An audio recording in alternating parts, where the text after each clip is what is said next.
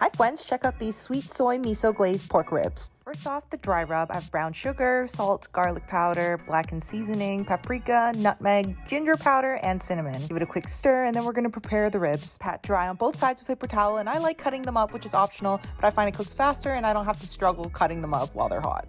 Line a cooking tray with foil and then place the ribs inside and cover up both sides of the ribs generously with dry rub. Once you've got everything covered, close up the foil package and put it in the oven for 2 to 3 hours. Next, I'm preparing the glaze, starting with the ginger, cutting off the skin so I can then grate it. Using the fine side, be very careful with your fingers, but essentially making it into a puree. Then in a bowl, add miso, some water, soy sauce, rice vinegar, then giving a good stir to break down that miso, then adding some brown sugar and honey and giving it another good mix. In a pan, add some sesame oil, some minced garlic, lightly heating it up and adding the grated ginger, cooking it until it's aromatic, then adding the miso mixture. This part's going to take some patience because we're going to reduce the sauce into a glaze, bring it to a boil, add some chili flakes, then bring the temperature back down. If you're having a hard time reducing it, you can cheat with a little bit of cornstarch. After 2 to 3 hours, take the ribs out, check that it's tender, then thoroughly lather the glaze all over those beauties. Make sure you get in the gaps front and back because trust me, you're going to want every bite to have that sauce on it because it's so delicioso. Then finish it in the oven on broil for a few minutes and then get stacking. I tried organizing it, but there were too many, so my rib tower collapsed and I gave up, but make sure to drizzle that sauce on top. These ribs are so mouth-wateringly savory. They're sweet and salty and most importantly, fall off the bone tender.